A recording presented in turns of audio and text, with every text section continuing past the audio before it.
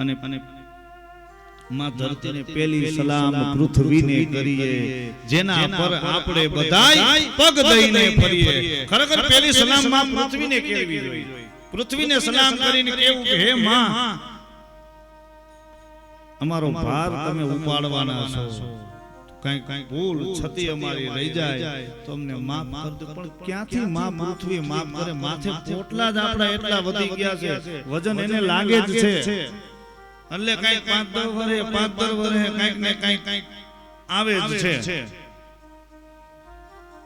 અને ત્યારે સાહેબ એ જ સમય સંદર્ભે દેવ માતા અદિતિના મુખેથી હવે ભગવાન ભાદરવો સુદ 12ના દિવસે ચંદ્ર નક્ષત્રની અંદર અભિજીત મુહૂર્ત મધ્યાહન કાળે દેવ માતા અદિતિના ગર્ભની અંદર ભગવાન નારાયણનો એક પ્રાદુર્ભાવ થાય.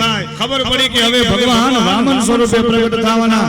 આકાશ માર્ગે બધા દેવતાઓ, ગાંધર્વો, કિન્નરો, યક્ષો અને બધા માથે ઊભા રહી અને ભગવાન વામન નારાયણ પ્રગટ થવાના છે. હાથમાં બધા પુષ્પ લઈ અને ભગવાનના પ્રાગટ્યની રાહ જોઈને આ બાજુ કહેવાય એક વીજળીનો કડાકો, મધ્યાહન કાળ, બપોરે 12 વાગ્યાનો સમય અને દેવ માતા અદિતિના મુખેથી એક પ્રાદુર્ભાવ થાય ને વીજળીનો કડાકો થાય એમ કડાકો થયો અને ભગવાન વામન પ્રગટ થયો. બોલ્યો વામન નારાયણ ભગવાન કી જય, વામન નારાયણ ભગવાન કી જય. પછી ભગવાન વામન નારાયણ પ્રગટ થયા. ગુરુ બૃહસ્પતિ અને ભિક્ષાવૃત્તિ લેવા માટે મોકલ્યા. ભિક્ષાવૃત્તિ માં પાર્વતી પાસે પેલી ભિક્ષા લેવા ગયા. ભિક્ષા લઈને આવ્યા અને ગુરુ બૃહસ્પતિને આપી કે લો ભિક્ષા. તો કે આટલી ભિક્ષાથી કાઈ ન થાય. તો અરે જાજી ભિક્ષા લઈ આવો. તો કે તમે મને મોકલા જ પાર્વતી પાસે. મહાદેવને ન્યા શું હોય? કે ન્યા થોડા અન્ના ભંડાર હોય. એ તો સ્મશાનની અંદર કંઈક વૈધું હોય તો ખીચડું હોય તો લઈ આવીએ. બીજું કઈ ને જાજુ કઈ અપેક્ષા ન રાખવી. અને મહાદેવને કઈ સારું ખાવાનો શોખ નહીં. ભાંગ કેરા ભજીયા ને ધતુરાના શાક, ભાંગ કેરા ભજીયા ને ધતુરાના શાક. એ ફિર સે મૈયા પાર્વતી ને જમે બોલો ના અગડ બમ બમ બમ ડાક ડાક વાગે ડમરો નાચે સદા શિવ. સમય ઓછો છે તમને આનંદ કરાવીશ, કીર્તન કરાવીશ. સાંજે આપણે એ હાટુ જ 2 ટાઈમની કથા રાખી છે. કૃષ્ણ જન્મ પછી તમે એમ કહો કે હવે રમી ભૂખ લાગી ત્યાં સુધી રમવું છે એટલે આનંદ કરજો. બરોબર. અને ત્યારે તો કે હવે કોઈ એવો મોટો મને યજમાન બતાવો ને ત્યારે કહ્યું કે વિશ્વ યજ્ઞ થાય છે, અશ્વમેઘ યજ્ઞ બલિરાજાના ઘેરે, ત્યાં થઈને તમે જાઓ અને ભગવાન કહેવાય. હાલો એ વિષ્ણુ વામન થઈ હાલિયા હોજી રે. હવે રમવાનું આ લાંબુ છે, 5 મિનિટ રમે. વિષ્ણુ વામન થઈ અવિયાદી રે. એ મોટાડવાન બીજો ઇન્દ્ર મારવાલા. એ મોટાડવા બીજો ઇન્દ્ર મારવાલા. એ હણવા બલિના અભિમાન મારવાલા. એ હણવા બલિનું અભિમાન મારવાલા. વિષ્ણુ વામન થઈ હાલિયા હોજી રે. વિષ્ણુ વામન થઈ હાલિયા હોજી રે. હરિ બોલ.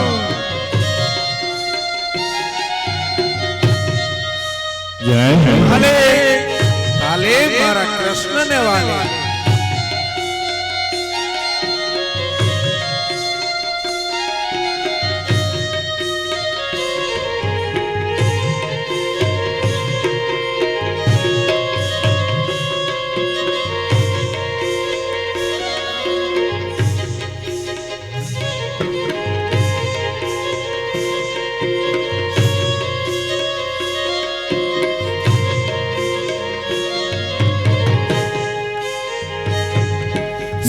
જય હો શિરે ધરુજી રે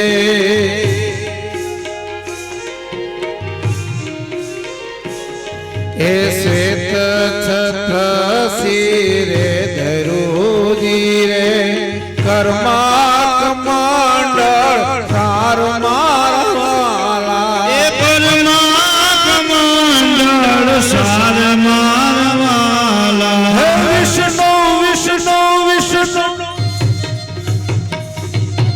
વિષ્ણુ વામન થઈ આવ્યા ધીરે એ વિષ્ણુ વામન થઈ ચાલ્યા હો ધીરે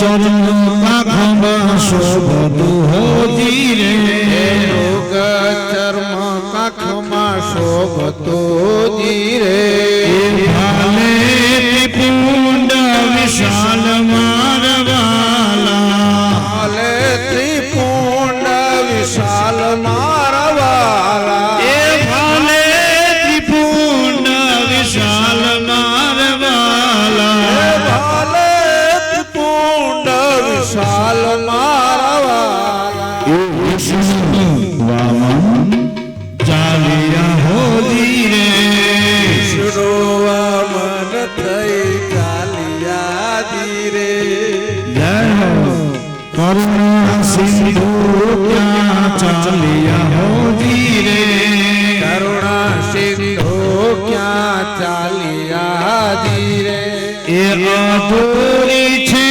આમ આસ મારવાલા અધૂરી છે એમ આસ મારવાલા વિષ્ણુ વામન ચાલ્યા હો ધીરે વિષ્ણુ વામન થઈ ચાલ્યા ધીરે એ ભોગો કચ્છમાં હું જાઉં છું હો ધીરે પોતે કચ્છમાં જાવ છું ધીરે એ હણવા બળીના અભિમાન મારવાલા હણવા બલીના અભિમાન મારાવાલા એ હણવા બળીના અભિમાન મારવાલા વિષ્ણુ વિષ્ણુ વિષ્ણુ વામન ચાલ્યા હો ધીરે વિષ્ણુ વામન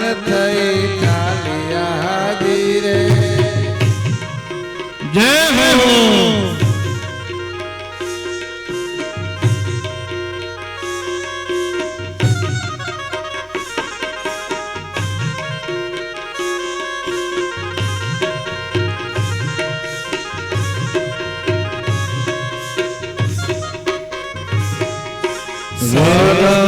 ગર્ભ હાલ જગાડતા હો ધીરે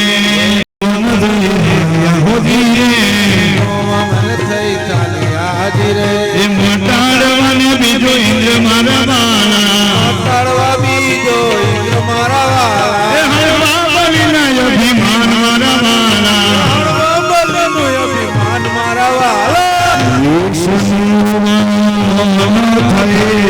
હાલિયા હો ધીરે વિષ્ણુ વામન થઈ હાલિયા હો ધીરે ભગવાન વિષ્ણુ નારાયણ વામન એટલે જેનું ઠીંગણું જેનું સ્વરૂપ છે એકદમ સ્વરૂપવાન છે એટલા બધા રૂપાળા છે એની વાત જ ન પૂછો આવે છે બલિરાજા વિશ્વજીત યજ્ઞ કરે છે ઈ યજ્ઞની અંદર આવે છે યજ્ઞની અંદર બલિરાજાને કોઈ સમાચાર મોકલા બલિરાજાને કહ્યું કે હે બલિરાજા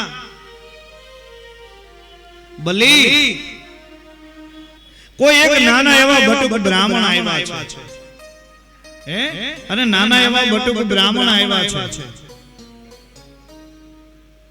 બલિરાજાએ ગળગળતી દોટ મૂકી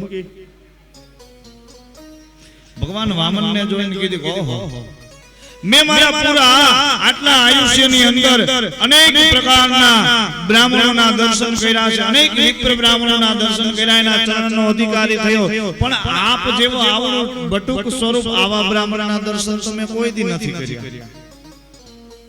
આવા બટુક બ્રાહ્મણના દર્શન મેં કોઈ દિવસ નથી કર્યા. તો હે બ્રહ્મદેવ, આજ મારા આંગણે સુંદર મજાનો યજ્ઞ છે અને આ યજ્ઞના સંદર્ભે તમે પધાર્યા છો, તો હું દિલથી મારા ભાવથી તમારું સ્વાગત કરું ને મારા આંગણે આજે આનંદનો પાર નથી. જે જોઈ વસ્તુ તમારા મોઢે માંગી લો.